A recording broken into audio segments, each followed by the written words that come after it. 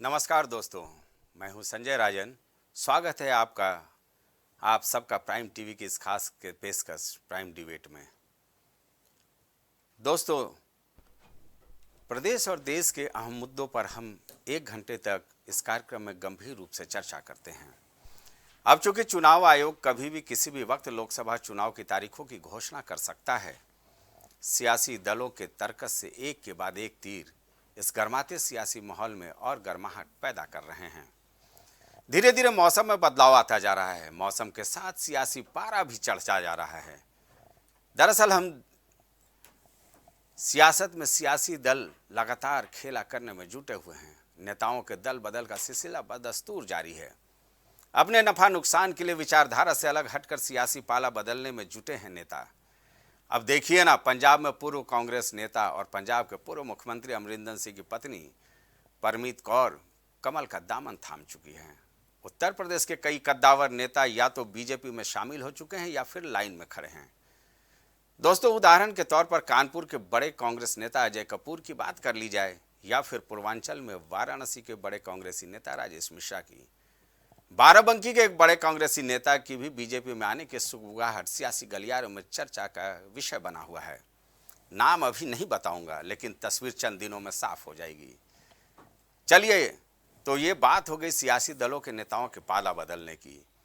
कहा तो ये भी जा रहा है कि जल्द ही बीजेपी के कई नेता भी पाला बदल सकते हैं, जो टिकट की आस लगाए बैठे हैं, जिनको टिकट नहीं मिलेगा। यही हाल समाजवादी पार्टी और बहुजन समाज पार्टी में भी देखने को मिल रही है।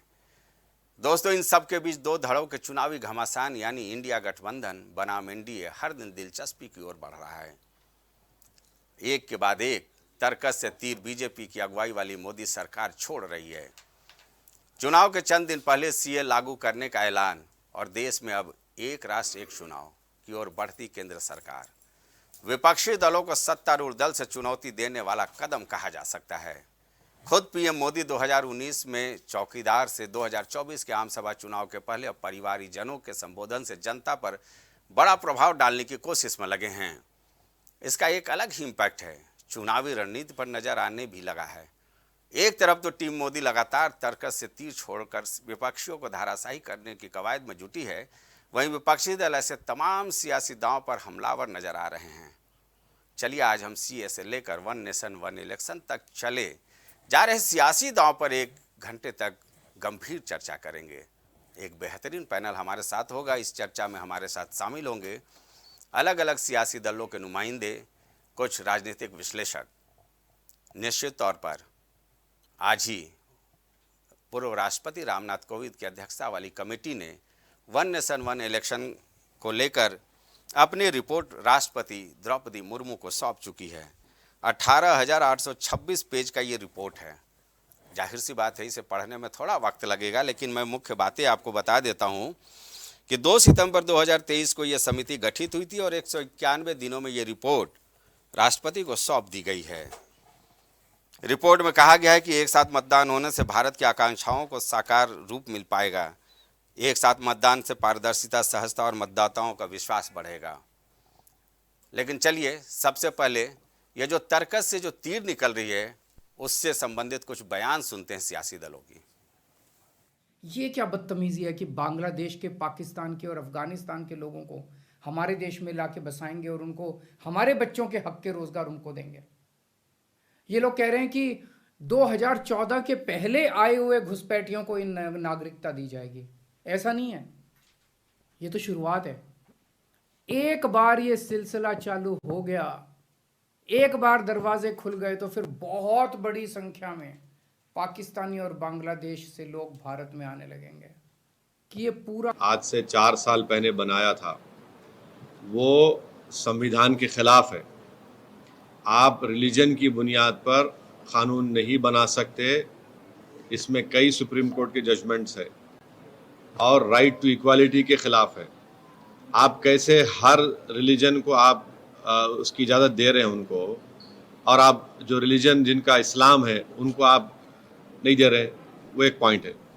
दूसरा ये है कि मैंने उस वक्त पार्लियामेंट में कहा था कि इसी तरह का एक क़ानून वाइट साउथ अफ्रीका ने बनाया था, तो महात्मा गांधी ने उस कानून को फाड़ दिया था।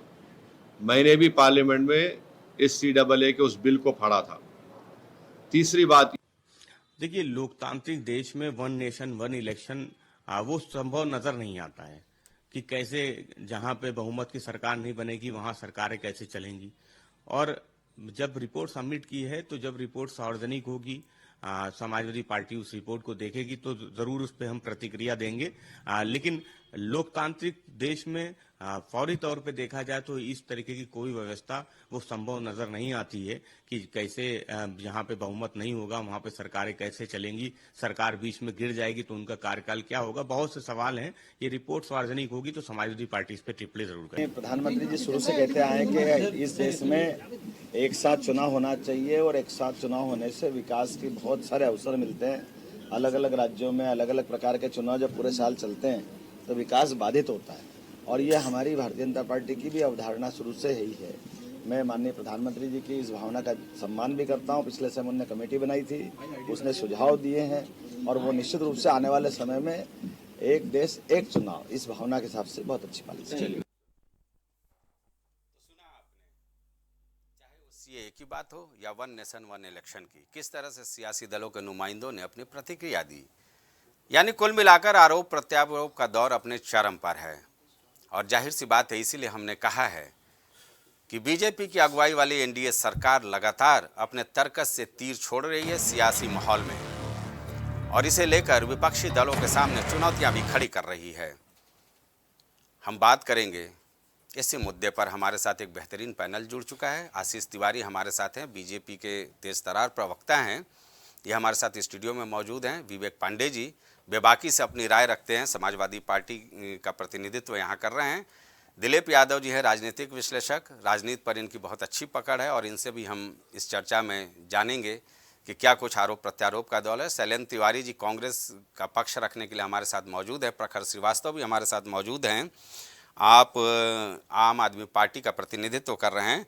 और राघवेंद्र द्विवेदी जी हैं, प्रवक्ता सुभाषपा। आप सबों का बहुत बहुत स्वागत है इस खास कार्यक्रम प्राइम डिबेट में। सबसे पहले हम बात कर लें आशीष जी से। आशीष जी, हमने मुद्दा ही रखा है कि आप भाई एक के बाद एक तर्कस से तीर निकाल रहे हैं और विपक्षी दलों को आप कहीं ना कहीं बेचैन कर रहे हैं।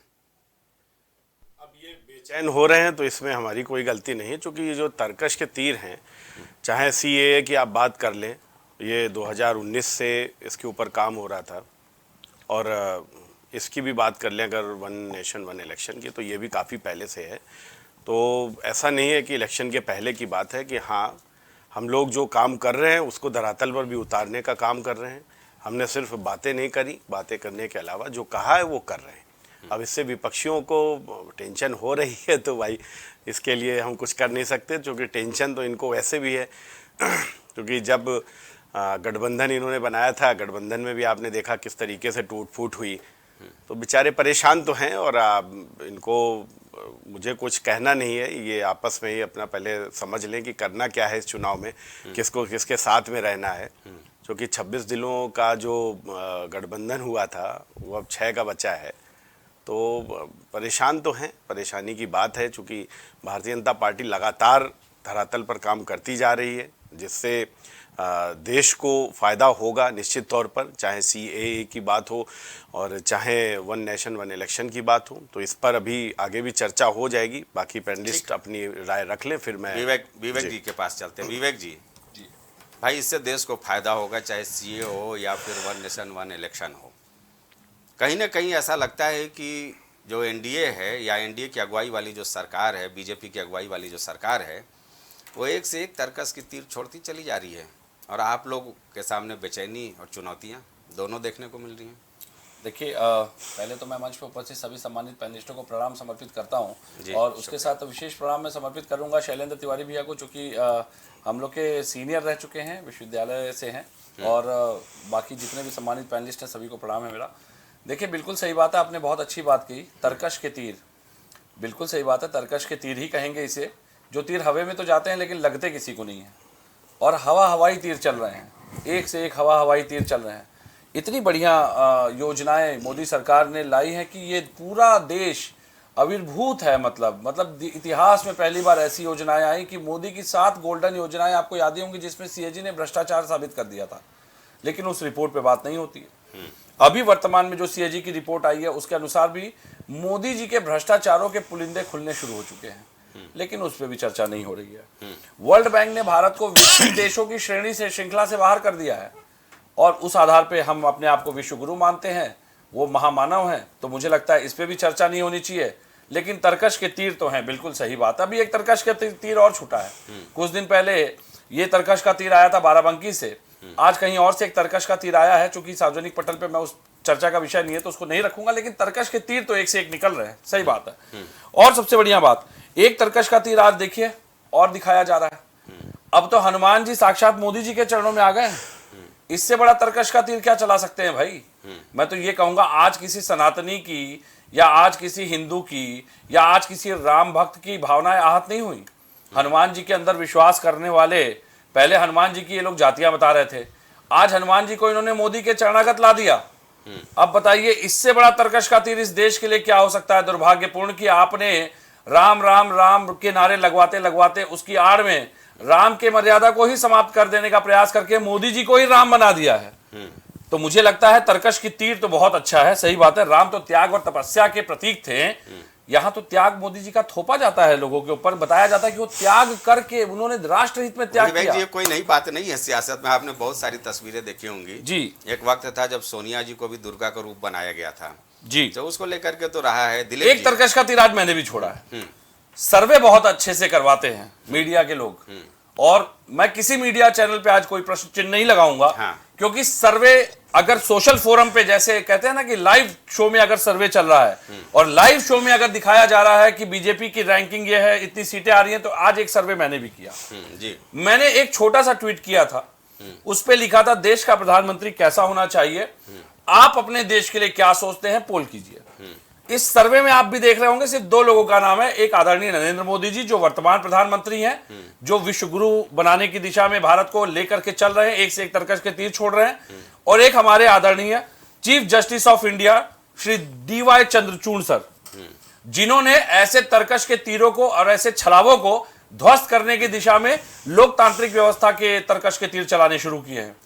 आपको जान के आश्चर्य होगा कि 229 वोट अभी तक पड़े हैं 6 घंटे में जी, जिसमें 9% लोग चाहते हैं नरेंद्र मोदी जी देश के प्रधानमंत्री बने, और 91% लोग का यह कहना है कि आदरणीय चीफ जस्टिस चंद्रचूड़ जी को इस देश का प्रधानमंत्री होना चाहिए। ठीक है, वो हो सकता है कि आपकी विचारधारा नहीं, विचारधारा मेरी नहीं है, ये तो जनता की है ना। हाँ। तर्कश के तीर है ये। मैं आपकी बात को सिर्फ स्पष्ट करना चाहता हूं, ये वो तर्कश के तीर है जो लोकतंत्र चला रहा है। ठीक है, और वास्तविकता यही है कि इस तर्कश के तीर को झुटलाया नहीं जा सकता, क्योंकि ये कोई प्रायोजित मीडिया से नहीं चला रही है, ये तो स्वच्छंद रूप से ट्वीट कर दिया गया। अब इस पे लोग पोलिंग कर रहे हैं, तो इससे ये स्थिति तो स्पष्ट है ना कि तर्कश के तीर तो जनता चलाएगी। अब की तर्कश के तीर लोकतंत्र में चलेंगे जनता के माध्यम से, अब की तर्कश के तीर चलेंगे महंगाई पे, अब की तर्कश के तीर चलेंगे बेरोजगारी पे, अब की तर्कश के तीर चलेंगे उन 60 लाख अभ्यर्थियों के जिनकी पुलिस भर्ती को खाने का बेचने का काम किया गया। ये आरोपों पे हम फिर वहीं नहीं, आरोप नहीं है, ये सत्य है जो मीडिया ने दिखाया। आरोप वो होते हैं जिनका प्रमाण नहीं होता सर। जहां तो प्रमाणित चीजों को मैं तथ्यों के साथ रख रहा हूं। विवेक जी, और लोगों को पहले जोड़ लें हम अपने साथ, है ना, उसके बाद आपके पास आते हैं। राघवेंद्र द्विवेदी जी के पास चलेंगे। राघवेंद्र जी, आवाज आ रही है?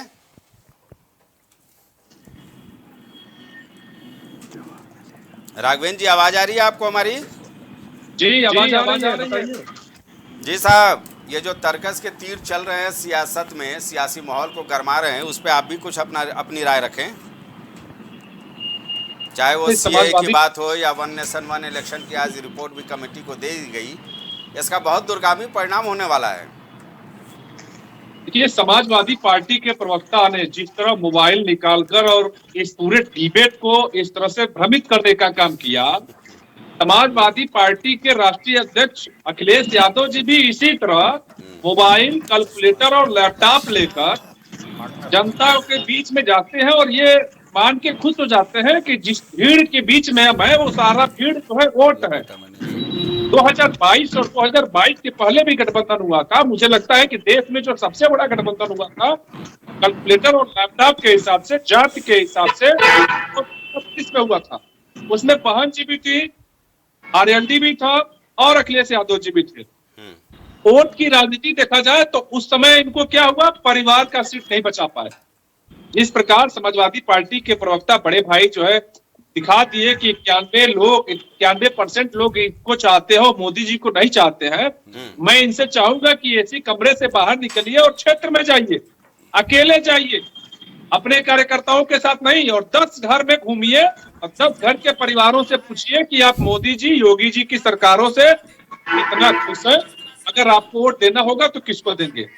वो सरकार अब नहीं चाहिए जनता को। जनता का भेद हमेशा जो है अयोध्या में लाशें बिछाने का काम, सरयू जी को खून से रंगने का काम, मुस्लिम करने का काम।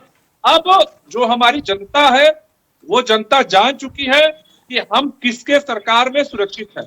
हमारी बहन बेटियां रात हो या दिन किस प्रकार सुरक्षित है, हमारा जमीन आताताइयों से, कब्जाधारियों से किस प्रकार सुरक्षित है, किस प्रकार स्वास्थ्य की सेवाएं बेहतर है, किस प्रकार जो है तो राघवेंद्र जी, हमको ये माना शिक्षा जाए की कि सुविधाएं जो दो बेहतर मिल रही तर्कस है। के तीर निकले हैं, सीएए की बात की जाए या वन नेशन वन इलेक्शन की, तो इसका फायदा मिलना है आप लोगों को। देखिए, जो भी सरकार में रहता है वो अपने हिसाब से सरकार चलाता है और चुनाव के समय तमाम तरह की योजनाएं लाता है। अखिलेश जी को भी मौका मिला था। मुझे लगता है कि अखिलेश जी जब आए का चुनाव जीते 5 साल केवल आईएएस और आईपीएस के साथ क्रिकेट खेलने का काम किए। तो अगर जनता मौका दी है तो उनको जनता के बीच काम करके दिखाना चाहिए था। अगर मोदी जी, आदरणीय योगी जी को जनता ने मौका दिया, मोदी जी डबल इंजन की सरकार काम करके दिखाई, फिर दोबारा अब तीसरी बार मोदी सरकार और 400 के पार नारे के साथ जनता तैयार है। और जनता के बीच में हम लोग जा रहे हैं। हम लोग किसी मोबाइल, किसी लैपटॉप से कोई सर्वे नहीं कराते हैं, हम लोग डायरेक्ट जनता के बीच में जाते हैं, जनता के सुख दुख में हम लोग हाजिर रहते हैं। जी ठीक है शैलेंद्र जी, चर्चा में आपको भी शामिल कर लें। भाई, ये जो नया आ गया है, अभी सीए का मामला थमा नहीं है, वन नेशन वन इलेक्शन का भी मामला सामने आ गया है, रिपोर्ट सौंप दी गई है, केंद्र सरकार जाहिर सी बात है एक कदम आगे बढ़ गई है इसकी ओर। इससे भाई देश को नफ़ा होगा या नुकसान होगा, या आपके लिए कहीं चुनौती तो नहीं है ये जो मास्टर स्ट्रोक लगातार खेला जा रहा है? मैं एक बात कहना चाहता हूँ कि इससे पहले भी एक देश चुनाव हो चुका है और वापस हम लोग इस तरह के चुनाव पर आए हैं। ये सारी चीजें जनता का ध्यान भटकाने के लिए है।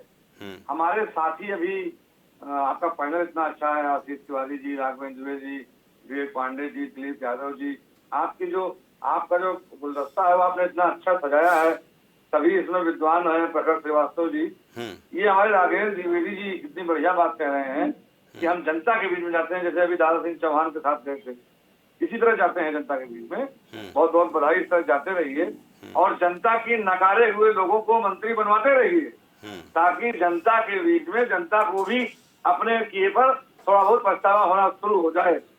देखिए, एक बात समझिए, इस देश में इस देश में जो व्यवस्थाएं हैं, उनकी परिस्थितियां जो हैं, उनको सबको जो आपने जुमले दिए हैं, उन जुमलों पर बात ना करने का सबसे अच्छा तरीका यही है।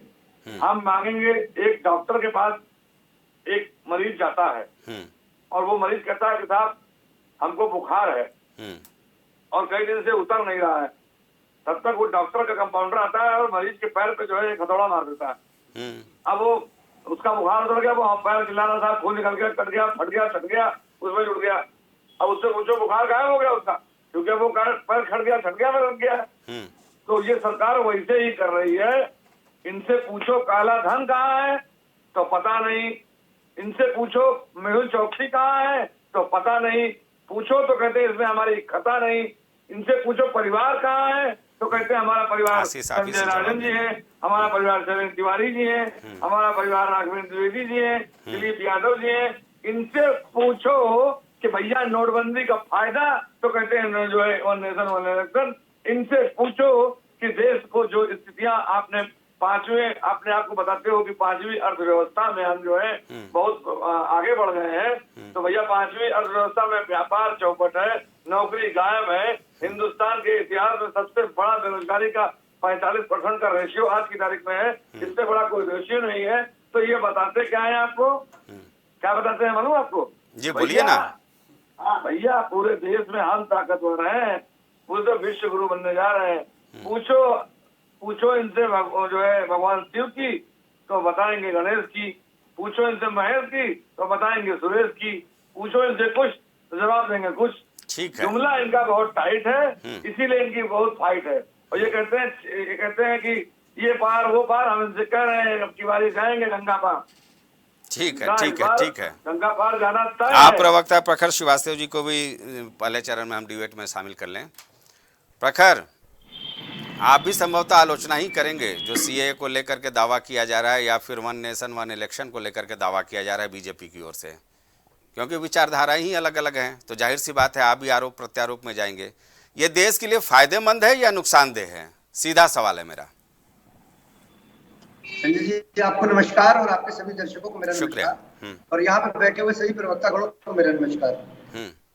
संजय जी, यहाँ बात सिर्फ इस चीज की नहीं है कि हम इसके पक्ष में हैं या इसके खिलाफ हैं। हम हर उस कानून के खिलाफ हैं जो हमारे देश के हित में नहीं है। देखिए संजय जी, मैं लगातार आपके चैनल में बैठता हुआ आया हूँ और मैंने हमेशा एक बात लगातार बोली है कि इस देश के अंदर अघोषित आपातकाल लगा हुआ है। इस देश के अंदर अडानी के नौकरों की सरकार चल रही है जो सिर्फ एक व्यक्ति के लिए काम करती है। देखिए, काला किसान काला कानून ये लेकर आए, इसी तरीके से एक और काला कानून लेकर आए सीएए। देखिए, ये कानून जो है ये देश के जनता के हितों के लिए बहुत ही खराब है। आप इसको किसी संदर्भ में भी देखेंगे, ये पूरी तरीके से देश के लिए घातक है। इस वक्त हिंदुस्तान की स्थिति, अगर आप ग्लोबल हंगर इंडेक्स की बात करेंगे, हम 125 में 111वें स्थान पर आते हैं। हमारे पास खाने के लिए पैसा नहीं है, हमारे पास अपने देश के बच्चों, अपने युवाओं को देने के लिए नौकरी नहीं है। अरे भाई, दावा तो ये किया जाता है ना कि भारत सबसे बड़ा अर्थव्यवस्था की ओर बढ़ रहा है। देखिए, ये जुमलेबाजों की सरकार है, ये फर्जी आंकड़े देती है। आज की डेट में सबके पास स्मार्टफोन है, सबके पास विकिपीडिया है, सबके पास गूगल है। मैं आपके दर्शकों से कहना चाहता हूँ, आप उठाइए, गूगल पे डालिए ग्लोबल हंगर इंडेक्स में कौन से नंबर पे भारत आ रहा है। 125 में से 11वां स्थान प्राप्त करा हुआ है। हम लोग के पास खाने के लिए नहीं है। हम अपने देश, ये सरकार, ये निकम्मी और नाकारी सरकार देश के युवाओं को नौकरी नहीं दे पा रही है। अरे नौकरी तो दूर की बात है, एक पेपर नहीं ढंग से करवा पा रही है। तो आप इस सरकार से क्या अपेक्षा रखते हैं कि जो पाकिस्तान से, अफगानिस्तान से और बांग्लादेश से जो बाहर के लोग आ रहे हैं, हम उनको नागरिकता दे रहे हैं? मैं संजय जी आपके दर्शकों को और बात बताना चाहता हूँ, 72 लाख राशन कार्ड दिल्ली में बने हुए हैं। माननीय अरविंद केजरीवाल लगातार कहते हुए है कि दिल्ली में प्रखर जी, ये जो सीए का मामला है भाई, हम लोगों ने भी काफ़ी दुर्गति वाली खबरें दिखाई हैं। किस तरह से वहाँ पर गैर मुसलमानों को प्रताड़ित किया गया है। बहुत सारे ऐसे कवरेज हम लोगों को करने का मौका मिला जो यहाँ पर आए हैं। तो अगर उनको यहाँ की नागरिकता मिल जाती है तो भाई इसमें कोई गुरेज क्या है? आप बिल्कुल सही कह रहे हैं। मैं आप ही से एक सवाल पूछना चाह रहा हूँ। आपको अपने परिवार को खिलाने के लिए पैसा नहीं है। आप एक उद्योगपति के लिए पूरा तरीके से काम करे जा रहे हो, चाहे वो सड़क ले लो, चाहे आसमान ले लो, चाहे पाताल ले लो, आप कहीं चले जाओ, उसके नाम ये सवाल आपका मौजू है, जाहिर सी बात है। मैं कह रहा हूँ वो जो पीड़ित लोग हैं उनको नागरिकता दे दी गई तो क्या दिक्कत है? चलिए इस पे हम चर्चा आगे करेंगे। दिलीप साहब के पास चलते हैं पहले चरण में, फिर सवाल जवाब पे हम लोग लौटेंगे। मैं कहता हूँ बिल्कुल दिक्कत है। हाँ, हमारे पास खाने के लिए पैसा नहीं है, अपने बच्चों को देने के लिए नौकरी नहीं है। हम अपने बच्चों को तो उद्धार कर नहीं पा रहे, हम बाहर के बच्चों को उद्धार करेंगे, हम अपने ऊपर लायबिलिटी और पैदा कर लेंगे। अभी मैं इस पे बात करूंगा। इस पे मैं विशेष डिबेट कर चुका हूं और इस पे तर्क भी निकला था। दिलीप साहब, भाई सीए को लेके जो गैर मुस्लिम अल्पसंख्यक हैं वो यहाँ के नागरिक हो जाएंगे तो भैया उनको रोजी रोजगार का यहाँ पे मौका मिलेगा, उनको सरकारी नौकरी मिलेगी, उसको तमाम चीज़ें मिलेगी। वो तो स्वावलंबी हो जाएंगे, इसमें कोई दो राय नहीं। अभी तो अवैध रूप से रह रहे हैं, ना उनको सरकारी नौकरी मिल सकती है, ना कोई यहाँ पे रोजी रोजगार कर सकते हैं। पहला सवाल तो ये कि इसमें शायद हमें लगता है कि एक बेहतरी की ओर ये उठाया गया कदम है। दूसरा ये, चूँकि आप राजनीतिक विश्लेषण, हो सकता है कि मेरी विचारधारा गलत हो तो आप उसका भी जवाब देंगे। और दूसरा ये कि वन नेशन वन इलेक्शन देश में 4 बार ऑलरेडी ये एक्सपेरिमेंट हो चुका है। जी। और चुनावी खर्चा जो भारी भरकम है, मैं एक डाटा लेकर के आया था, लोकसभा से लेकर के स्थानीय निकाय चुनाव तक करीब 10 लाख करोड़ रुपए का खर्च आता है। अलग अलग समय पर अगर चुनाव होते हैं और एक साथ अगर सारे राज्यों में चुनाव हो जाएं तो 3 करोड़ का खर्च आता है। ये एक आकलन है एक सर्वे का। तो जाहिर सी बात है कि इतना जो भारी भरकम रकम खर्च होता है, सरकारें अस्थिर होती हैं, जोड़ तोड़ से लेकर के तमाम तरह की चीज़ें आपको देखने को मिलती है जो लोकतंत्र में कहीं ना कहीं कालिक पोतती हैं। तो ये सब दूर हो जाएगी। तो इन दोनों सवालों पर आपका हम चाहेंगे विश्लेषण। देखिए, पहले हम सीए पे आते हैं। सीए दरअसल क्या है कि जो बांग्लादेश में, ज़्यादातर बांग्लादेश की ही बात है, बांग्लादेश से जो है जो दलित हिंदू जो है वहाँ से प्रताड़ित होके जो है भारत में आए, खासतौर पे जो है पश्चिम बंगाल में आए, वो तकरीबन उनकी संख्या जो है 3 करोड़ के लगभग है। 3 करोड़ में जो है 2019 के इलेक्शन में 1.5 करोड़ लोगों ने, वो जो रिफ्यूजी है या रोहिंग्या जो भी है, वो सारे जो है वोट दिए हैं भारतीय जनता पार्टी को सीए के जो है वादा में। सीए का जब वादा इन्होंने किया 2019 में, तो वो लोग ऑलरेडी दे चुके। मतदाता है कहने का मतलब ऐसा नहीं कि जो है मतदाता हैं तो फर्जी हैं, मतदाता हैं तो उस देश के नागरिक हुए। अब उसको कैसे आप लेकिन सब रोहिंग्या में तो मुसलमानों का भी है, लेकिन मैं दलित जो है, मैं दलित हिंदुओं की बात कर रहा हूं जो बांग्लादेश से प्रताड़ित होके, चूंकि वो जो है मुस्लिम कंट्री, मैं डाटा पे बात कर रहा हूं और बड़े रिसर्च के बाद में बात कर रहा हूं।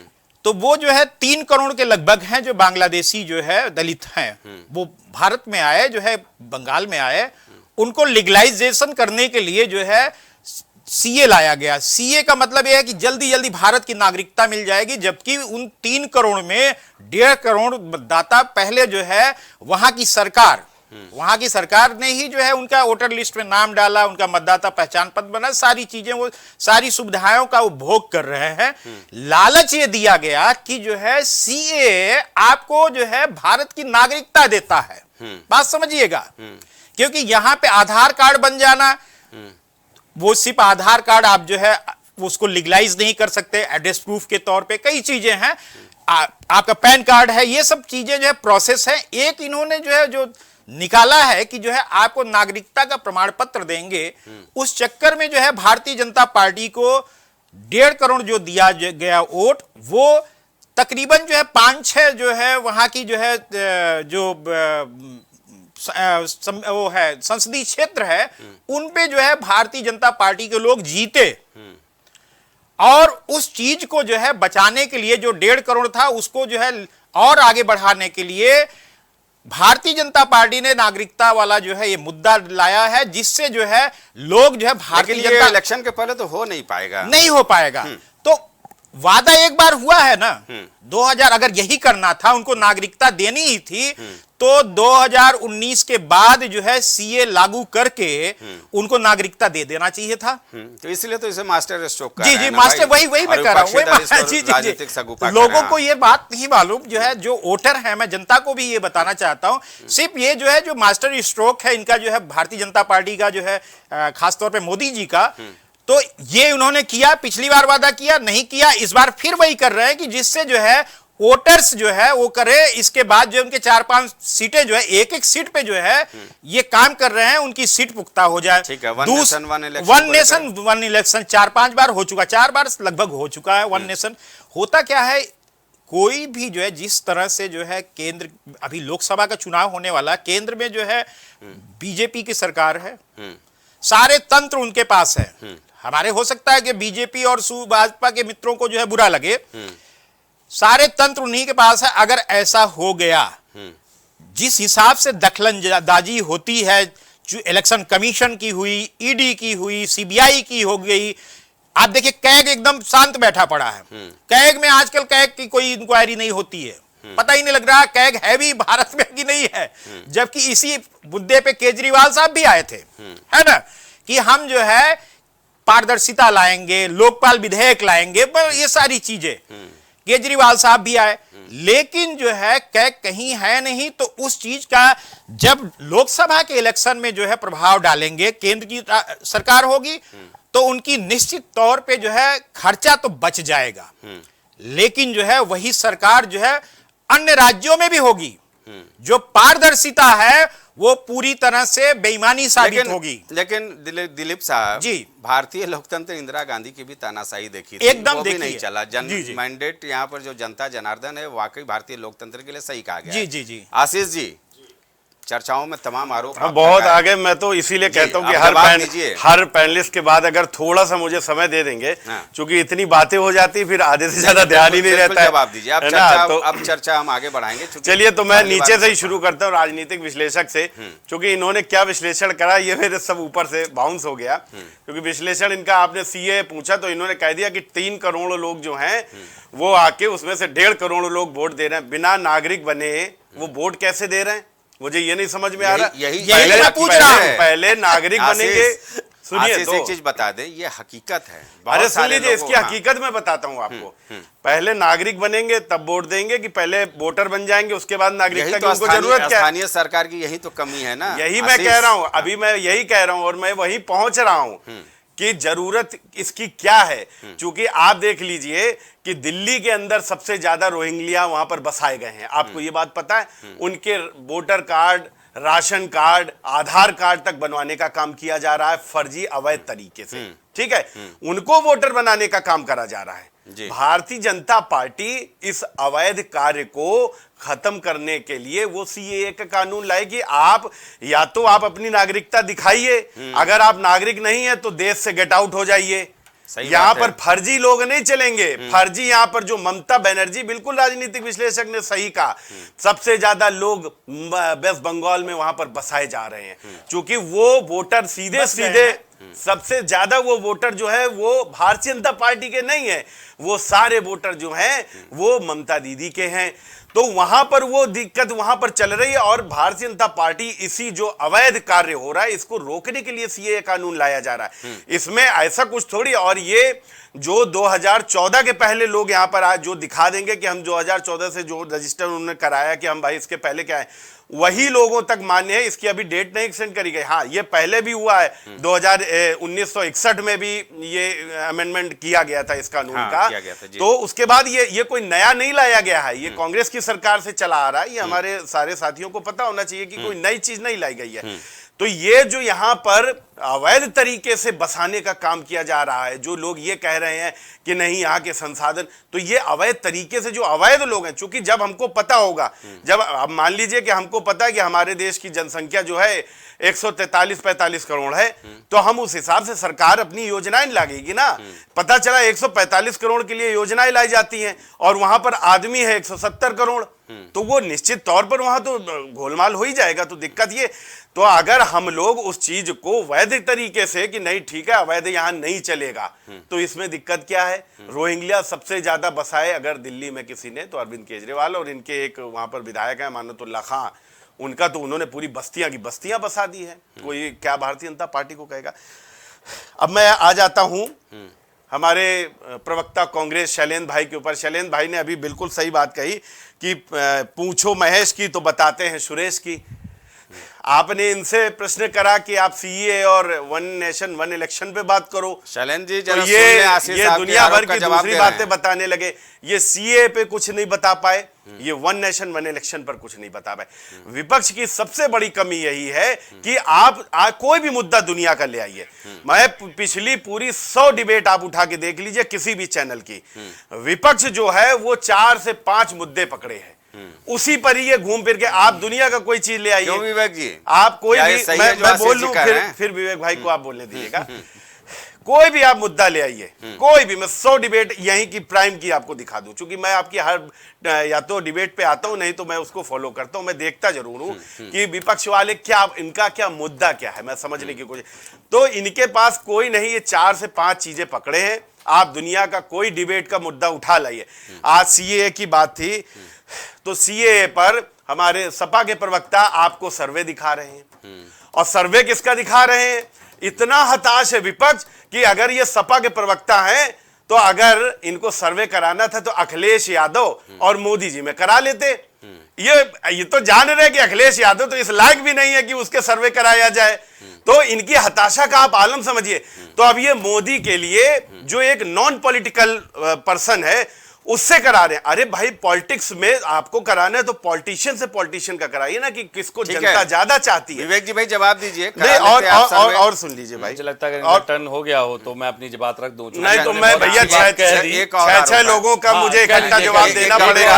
आशीष बोलिए, मुझे तो जवाब देना पड़ेगा, बोलिए, ठीक है ना। तो मैं यही कह रहा हूं कि अगर इनको कोई सर्वे का, और ये सर्वे करा रहे, यही सर्वे मैं करा दूं अगर, तो मुझे पता है, देखिए आपके जो फॉलोअर्स हैं, आपके जो मिलने वाले हैं, निश्चित सी बात है, इसमें कोई वो नहीं कि वो ज्यादातर आपकी विचारधारा और आपके लोग ही होंगे। मेरे साथ जो लोग हैं, एक नहीं 1000 सर्वे मीडिया से लेकर और सारे लोगों ने कराया, तो वहां पर प्रधानमंत्री मोदी जी के लिए कहां तक आता है। आपने अपना 1, 2, 4, 500 लोगों का सर्वे करा लिया और आपने कहा कि देखो जी इसमें तो इतने लोग जो हैं वो 9%। अरे मैं तो कह रहा हूं कि आपने DY चंचूड़ सर से 9% तब भी मोदी जी ले आए, अखिलेश यादव का करते ना तो 0%। ठीक है, जवाब लेते हैं, उनको तो कोई जवाब देता भी नहीं। ठीक है आशीष, विवेक जी जवाब दीजिए। चूंकि देखिए बहुत अच्छी बात इन्होंने कही, सर्वे की बात पे इन्होंने जो तंज कसे, उसका एक छोटा सा जवाब देता हूं। योग्यता अयोग्यता में एक महीन लकीर का अंतर होता है, और उस योग्यता को अयोग्यता से मुझे लगता है सर्वे की भी आवश्यकता नहीं थी। जितने देशभक्त हैं सभी सर्वे का हिस्सा बन रहे हैं। और उससे बड़ी बात, अभी इन्होंने बहुत अच्छी बात कही, खुद ही स्वीकार किया कि सर्वे में समर्थन तो वही लोग करेंगे ना जो आपसे लाभान्वित हो रहे हैं या आपके समर्थक हैं जी। तो भाई मुझे लगता है जितना एनडीए के फेवर के सर्वे चल रहे हैं, ज्यादातर जो मीडिया चैनल दिखा रहे हैं, तो सवाल आप ही उठा रहे हैं कि वो लाभान्वित हो रहे हैं। मैंने मेरी बात आ जाए, मैंने सुना अब चूंकि नहीं विवेक जी सर्वे करा लीजिए ना, मुझे जवाब का मौका देने दीजिएगा। बिल्कुल, जितने आप आकलन कर लीजिए, उठा लीजिएगा, पिछले मैं कहता हूं 10 साल 5 साल का डेटा उठा लीजिए। अखिलेश यादव जी की रैली में जितनी भीड़ होती है ना, उसका 1/4 भी मन की बात सुनने के लिए व्यूअरशिप नहीं मिलती है मोदी जी को। और एक दिन ऐसा भी आया था कि मोदी जी को बैठ करके कहना पड़ा था मेरे चैनल को फॉलो कर लीजिए। तो मुझे लगता है कि अगर आकलन की बात करेंगे, अगर आप समर्थन की बात करेंगे, अगर आप व्यवस्थाओं की बात करेंगे, अब तो वो देश को अपना परिवार बोल रहे हैं भाई। हाँ भाई, अभी परिवार का फोटो वायरल है, एक और फोटो वायरल हो गया, उसने भी अपनी डीपी पूरी परिवार, मैं मोदी का परिवार, और वीडियो उसकी वीडियो वायरल हो गई है।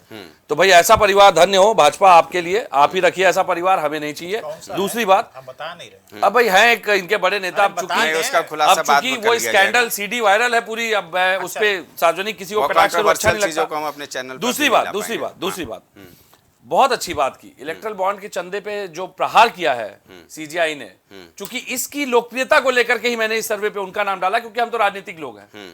कभी निष्पक्षता से जो गैर राजनीतिक व्यक्ति है उसकी भी लोकप्रियता का आकलन होना चाहिए। तो वन नेशन वन इलेक्शन को लेके तो आप रजामंद होंगे ना? हाँ, उसी पे आ रहा हूं मैं, वही लेके आ रहा हूं। अब चूंकि वन नेशन वन इलेक्शन की बात आ रही है, एक नई राजनीतिक व्यवस्था को लागू करने की बात आ रही है, एक नए तरीके से राजनीतिक स्वच्छता को लागू करने की बात आ रही है, एक नए तरीके से राजनीतिक शुचिता को प्रमाणित करके सार्थकता से लोकतंत्र को बचाने की बात आ रही है। और अगर इस दिशा में भाजपा सक्रिय, तो 2 उदाहरण दूंगा, उसके बाद अपनी एक बात रखूंगा सुझाव के रूप में। जी जल्दी। सरकार द्वारा सीरम इंस्टीट्यूट से जो कोविड वैक्सीन कोविशील्ड दी गई थी, उसके अगेंस्ट में क्या लिया गया? 50 करोड़ चंदा, और 400 करोड़ ईडी की जांच में जो कंपनी फंसी थी, हल्दिया। विवेक जी अदालत चले जाते भाई। नहीं, मेरी बात आ जाए पहले। हल्दिया एनर्जी, उसने 100 करोड़ रुपए ट्रांसफर किए साइलेंटली इलेक्ट्रल बॉन्ड के रूप में।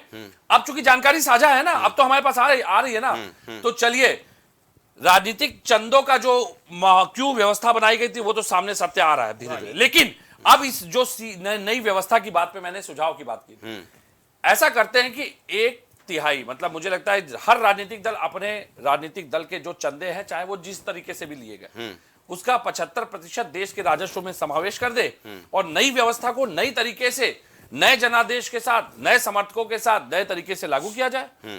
ये मेरा सुझाव है कि हर राजनीतिक दल अपने चंदे का 75% भाग देश के राजस्व में समाहित कर दे। कोई करेगा क्या? अरे भाई ये तो हम तो आरोपित होते हैं। मैं भाजपा को तो इसका जवाब दे, भाजपा वेलकम करना चाहिए भाजपा को। नहीं, मैं वेलकम कर रहा हूं। हाँ, करिए ना।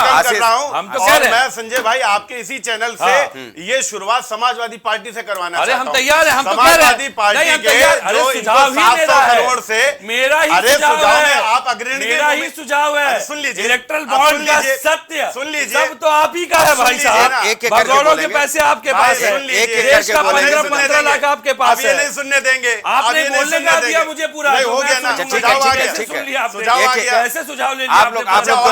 आप लोग दोनों शांत रहें, जरा दिलीप जी के पास हम चल रहे हैं। सुझाव पे मैं बोल नहीं, मैं तो कह रहा हूँ, एक मिनट, करिए ना, करिए, चलिए करिए, 700 करोड़ ही होगा ना, आपके अनुसार हमारे पास 700 करोड़ है, चलिए हमें मंजूर है, चलिए आइए। मैं बोल आप लेकिन अपने राजनीतिक दल का 75% जितना भी इलेक्ट्रल बॉन्ड से आपने लिया है और जितनी आपने संपत्ति बनाई है सब आप देश को समाहित कर देंगे। स्वीकार करिए मंच पे, स्वीकार करिए मंच पे, मैं बोल रहा हूँ, स्वीकार करिए, सोच समझ के करिएगा, भाजपा बाहर का रास्ता बोल रहा हूँ। अरे मुझे तो भाजपा निकाले ना निकाले, हमें कोई दिक्कत नहीं है। अरे भाई, सुझाव मेरा है भाई, ठीक है, सुझाव मेरा है। सुझाव पे इलेक्ट्रल बॉन्ड के ऊपर जब निर्णय आया सबसे पहले अखिलेश जी ने स्वागत किया था, जब कर नहीं तो डर नहीं। लेकिन ठीक है, अब आपका सुझाव आ गया ना, एक एक करके अपलोड हो रहा है, आपका सुझाव आ गया, अब जरा सुन लीजिए बीजेपी क्या कहती है आपके सुझाव पर। हाँ, मैं ये कह रहा हूँ कि हमारे जो समाजवादी मित्र ने ये बात कही है, तो कल ये अखिलेश यादव का आप भाजपा से कराइए, अरे भाई आप फिर नहीं बोलने दे रहे। अरे आप भाजपा से कराइए, आपने अपनी बात रखी हुई है, अब जरा आशीष जी को सुन लेने दीजिए। आशीष जी नहीं देंगे, अच्छा बोलिए, क्योंकि ये सिर्फ यहाँ पर बोलने के लिए बोले, तभी चर्चा आगे बढ़ पाएगी ना भाई, तभी चर्चा आगे बढ़ पाएगी। अखिलेश यादव जी से आप एक लेटर जो आपका सुझाव का है वो माननीय अखिलेश यादव के लेटर हेड पर आप इसको मीडिया में यहाँ पर भिजवा दीजिए कि वो ऐसा चाहते, आपके बोलने से नहीं होगा, क्योंकि अंतिम निर्णय तो स्वीकार कर रहे थे ना। अरे भाई फिर नहीं बोलने, मैं लेटर जारी कराऊंगा, आप स्वीकृति दे दीजिए। ठीक है, चलिए मैं लेटर जारी करा दूंगा, नहीं रुक जाइए, अब मैं लेटर जारी करा दूंगा, आप स्वीकृति ले लीजिएगा। आपने स्वीकृति दी है ना, अभी आपने स्वीकार किया, हम तैयार हैं। बोलने तो दो, तब तो पता चलेगा ना भाई क्या करा। हम लेटर दे देंगे, आप दान करने की स्वीकृति दे दीजिएगा, समावेश करने का। चलिए मैं शैलेंद्र के पास चलता हूं। 75% अपना राजनीतिक दल का चंदा कल भाजपा लेटर जारी करेगी कि वो देश के राजकोष में जमा करवा रही है, हम भी दे देंगे लेटर। एक मिनट, वक्त जाया हो रहा है, वक्त जाया हो रहा है। आशीष जी बोलिए। इतनी देर तो आपने 6 लोग का जवाब दिया, आपने 6 लोग का जवाब दिया आपने। एक निवेदन, नहीं, एक अंतिम निवेदन, एक अंतिम निवेदन मेरा पूरा हो जाए। अभी रुक जाइए, विवेक आपके पास आ गया, इतना समय इन्होंने लिया। एक अंतिम वक्तव्य राघवेंद्र चर्चा ऐसे नहीं चलता, एक चर्चा ऐसे नहीं चलता है। ये चर्चा राघवेंद्र द्विवेदी की बात कर रहे थे, पहले मुझसे राघवेंद्र द्विवेदी के नेता।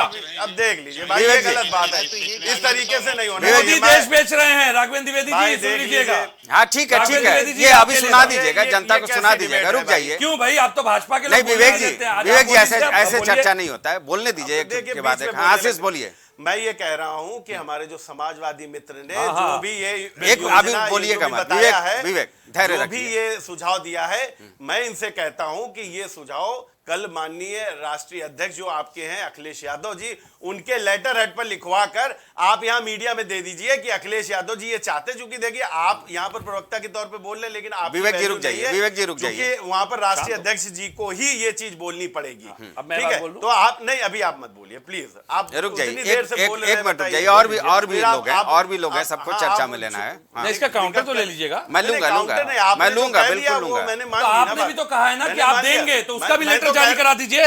अरे ठीक है, आप तो लेटर देंगे, सुन लीजिए, मैं ले आऊंगा, आप भी लेटर देंगे। आशीष जी विवेक जी आप दोनों शांत रहे। किया कि हम तैयार हैं, 75% चंदा देने के लिए आप तैयार हैं। दिलीप साहब आपका है, आप पहले हम देंगे, लेकिन आपकी स्वीकृति का भी अब आप दोनों शांत रहें, दोनों शांत रहें, आवाज ना बंद करना पड़े मुझे आवाज बंद करना पड़ेगा। विवेक मुझे आवाज बंद करनी पड़ेगी, ऐसे नहीं चर्चा करें। शैलेंद्र जी दो शब्द नहीं बोल, नहीं रुक जाइए, शैलेंद्र जी के पास आशीष जी मैं जरा शैलेंद्र के पास चल रहा हूं, क्योंकि समाजवादी पार्टी इनके साथ है। आपके विवेक जी ने एक प्रस्ताव रखा है भाई, चुनावी फंड को लेकर के, आपने सुना शैलेंद्र जी? क्या आप उसके लिए रेडी हैं? रुकिए पहले इनके सहयोगी से ही मैं जवाब ले लेता हूं।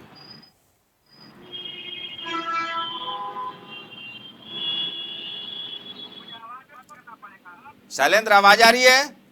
हमें आपकी आवाज मिल रही है, उनका सवाल जो बात उन्होंने कही है वो आवाज कर रही है, आप फिर से एक बार रिपीट कर दीजिए। विवेक जी ने कहा है कि भाई जो भी चुनावी फंड आया उसका 75% राजकोष में जमा कर दे सारे सियासी दल। आप उसके लिए रेडी है? इलेक्टोरल बॉन्ड से जो धनराशि आई है, देखिए ये गोल मोल जवाब मत दीजिएगा। आपके सहयोगी दल ने यह प्रस्ताव रखा है बीजेपी के लिए, तो कांग्रेस से मैं पूछ रहा हूँ। अरे बात तो सुन लीजिए। पहले रुपया तो दिखावे कितना आया, फिर बतावे हम देंगे कि नहीं देंगे। देख लीजिए आशीष जी, बहुत बढ़िया। विवेक जी देख लीजिए, आपके सहयोगी दल के प्रवक्ता शैलेंद्र तिवारी बोल रहे हैं। ठीक शैलेंद्र भाई है, अपनी दिलीप बात साहब कर के रहे हैं पास भाई। आएंगे, दिलीप साहब के पास मैं आऊंगा। दिलीप साहब, ये आरोप प्रत्यारोप तो बेकार की बातें हैं। ये निश्चित तौर पर ये कहा जाएगा कि चुनावी बॉन्ड के जरिए एक व्यवस्था बनाने की कोशिश की गई थी। हालांकि बाद में इसमें तमाम तरह के धांधलियां हुई, जिसके बाद इसको सुप्रीम कोर्ट ने क्या कहा कि एक असंवैधानिक व्यवस्था, लूट है ना, लूट वाली व्यवस्था, असंवैधानिक व्यवस्था, इसको खत्म कर दिया। इसके पहले भी जो धनराशि चंदे के रूप में आती थी, हम आप तमाम तरह के सूत्र निकालते रहते थे और पता चलता था कि किस सियासी दल को कहां से क्या आ रहा है। भाई, ये जो प्रस्ताव विवेक जी का है, जो जवाब आशीष जी का है, दोनों का सुना। क्या ये संभव है कि सियासी दल इतने पारदर्शी हो सकते हैं? मैं सबकी बात कर रहा हूँ। देखिए, इस बात में हो ही नहीं सकते शैलेंद्र जी। अत्यधिक पारदर्शिता वैसे ही है जैसे सूरज को आंख दिखाना। ठीक है, ठीक है, पहले दिलीप जी का ले ले। आप असल में शैलेंद्र सुन नहीं रहे थे, बहुत इंपॉर्टेंट संजय जी, बहुत बड़ी बात है कि आप समझिएगा कि जो है एक लूट होती थी। लोग कहते थे कि जो है कांग्रेस ने वो कर लिया या फिर जो है अन्य दलों ने कर लिया। वो लूट बहुत बड़ी होती थी और वो जो है एकदम काला होता था।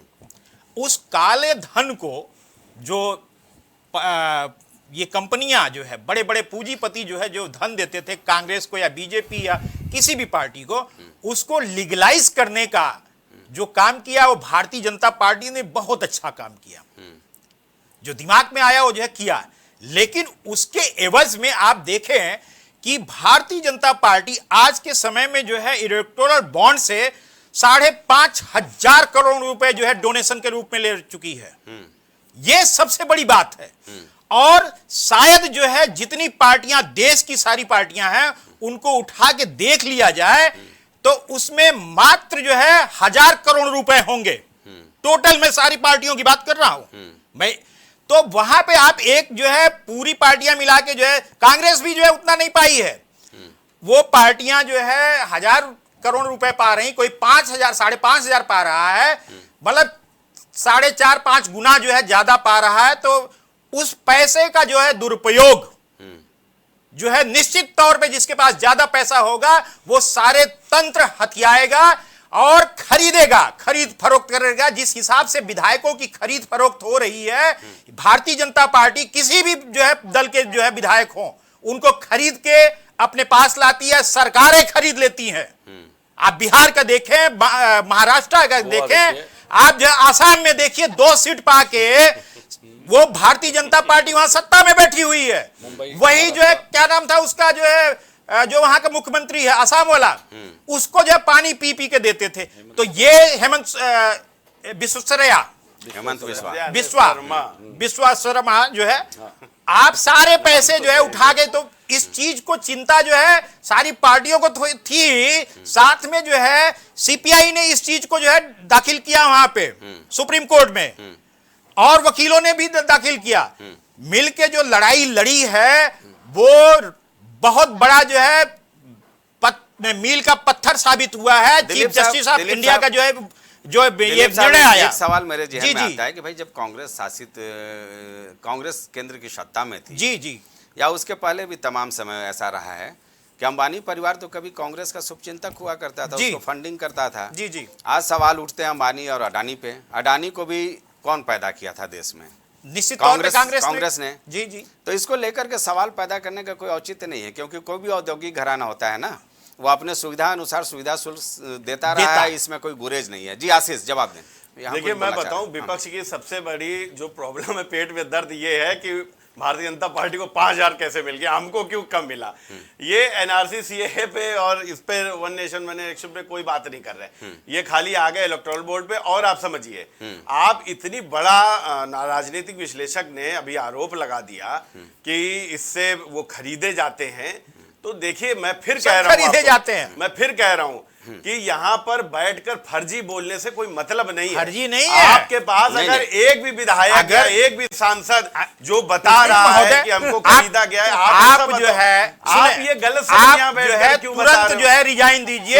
अगर जो है नरेंद्र मोदी रिजाइन दे दें और कह दें कि जो है हमें कैग को जो है सौंप दें, सारी एजेंसियों को सौंप दें। निश्चित तौर पे जो है ये जो खरीदने का आरोप लगा रहा हूं, ये निश्चित तौर पे पुख्ता प्रमाण बन जाएगा। और एक चीज है, इतना ही मैं कह रहा हूं, मैं विवेक पांडे की जो है बात का जो है पूरी तरह से समर्थन करता हूं कि 75% पैसा नहीं, मैं मोदी विरोधी हूं। हर देश का सुन ले, मैं बोल रहा हूं मोदी विरोधी इसलिए हूं, मोदी के नीतियों का विरोध करता हूं। सुने एक मिनट, अरे क्यों नहीं हो सकता?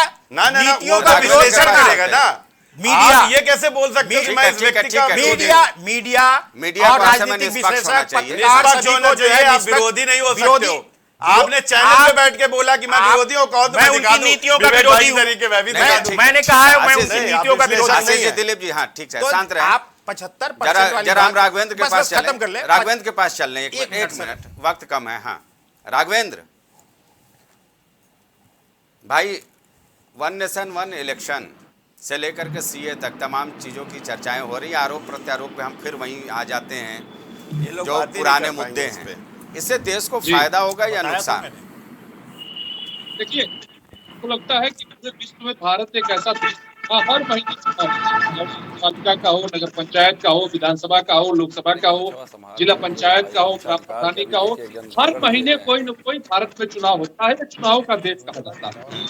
अगर एक नेशन में एक चुनाव हो जाए तो मुझे लगता है कि देश की चुनाव में जो समय और रुपया व्यय हो रहा है उसमें बचत।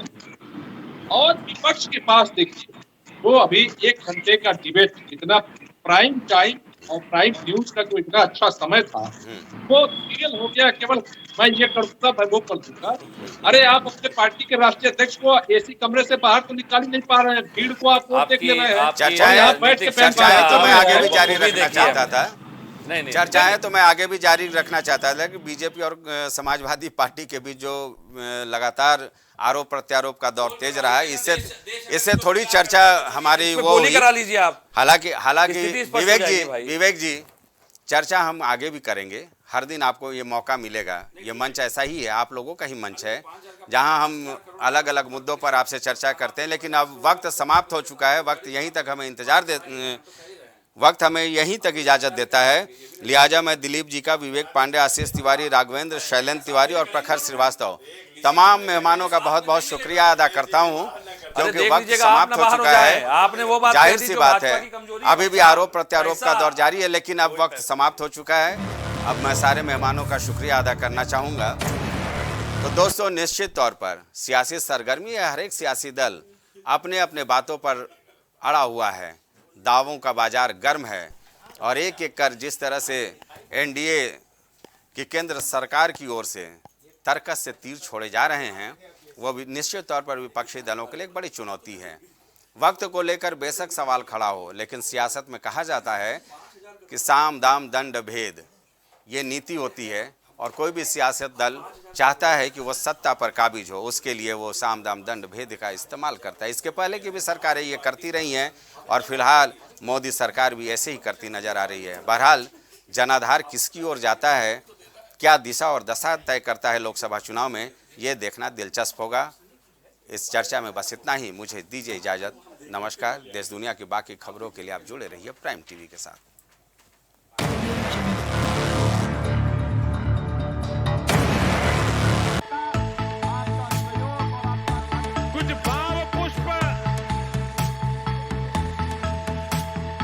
आप देख रहे हैं प्राइम टीवी, सच साहस सरोकार। प्रधानमंत्री श्री नरेंद्र मोदी का संकल्प है कि देश का हर नागरिक पोषित, सशक्त और समर्थ बने। जब पूरा विश्व इस सदी की सबसे बड़ी महामारी कोविड-19 से जूझ रहा था, उस दौरान प्रधानमंत्री श्री नरेंद्र मोदी जी के नेतृत्व में भारत सरकार ने प्रधानमंत्री गरीब कल्याण अन्न योजना का संचालन कर देश के गरीबों की खाद्य सुरक्षा सुनिश्चित की। इसी संवेदनशीलता को जारी रखते हुए आज 80 करोड़ से भी ज्यादा लोगों को मुफ्त अनाज दिया जा रहा है। सभी को अनाज, पोषित समाज। हरी कृपा रामबाण तेल इस्तेमाल करने का क्या प्रभाव पड़ा? मैम हमने टीवी पे ऐड देखा रामबाण तेल का, तो उसको मैं बच्चों से कह के मंगवाया। मेरे घुटनों में दर्द काफ़ी देरों से रहती थी। फिर उसको मैं 10-15 दिन इस्तेमाल किया। उसके बाद मेरे को काफ़ी राहत महसूस हुई। कामकाज में, भाग दौड़ में मेरा काफ़ी मतलब ठीक ठाक रहा। अब उससे हमको बहुत ज़्यादा राहत है। मैं मार्केटिंग का काम अपने आराम से कर लेता हूँ।